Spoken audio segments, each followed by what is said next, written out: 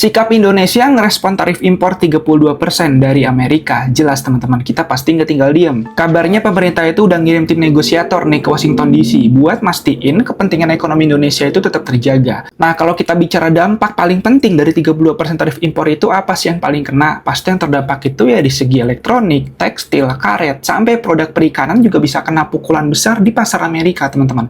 Makanya pemerintah itu juga nggak cuma fokus di negosiasi aja sebenarnya, tapi juga harus menghitung dampak ke ekonomi nasional. Misal kayak jaga stabilitas nilai tukar rupiah dan mencari strategi mitigasi terbaik pastinya. Jelas ini kan salah satu alasan juga supaya kita itu cepat masifkan yang namanya hilirisasi dan berdikari. Apalagi sekarang itu kita udah gabung BRICS juga kan teman-teman. Nah, dari instruksi Pak Presiden kita Prabowo Subianto, kabarnya itu ada 3 hal utama nih yang lagi dikejar, yaitu deregulasi atau penyederhanaan aturan biar ekspor lebih fleksibel, koordinasi dengan negara ASEAN lain yang juga kena dampak, dan memperkuat daya saing industri dalam negeri. Pastinya Indonesia juga nggak mau kan jadi korban kebijakan dagang negara lain tanpa perlawanan. Nah, info terbaru yang gue dapat teman-teman bahwa Indonesia itu udah berkomunikasi sama Malaysia sebagai ketua ASEAN buat cari langkah bersama, karena ini bukan cuma soal Indonesia aja loh, tapi seluruh kawasan Asia Tenggara itu juga ikut terdampak teman-teman. Nah, tapi di luar negosiasi ada satu hal yang perlu disadari juga. Apakah kita mau terus bergantung sama satu negara yang bisa seenaknya naikin tarif? Ini kan jadi momentum juga buat Indonesia cari pasar baru dan nggak cuma mengandalkan Amerika aja kan. Salah satunya jelas lewat BRICS. Dengan bergabung di BRICS ini, kita punya alternatif loh teman-teman,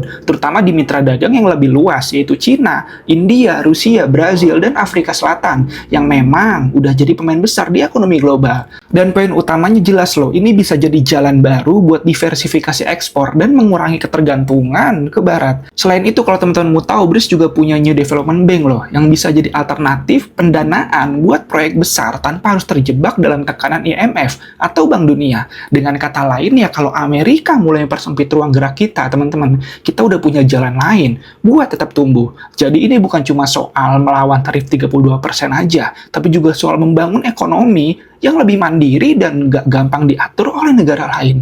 Kalau Indonesia bisa main cerdas, jelas kita nggak cuma bisa bertahan, tapi juga bisa berkembang jadi kekuatan ekonomi yang benar-benar berdikari. Menurut kalian gimana? Coba deh share pendapat kalian ya.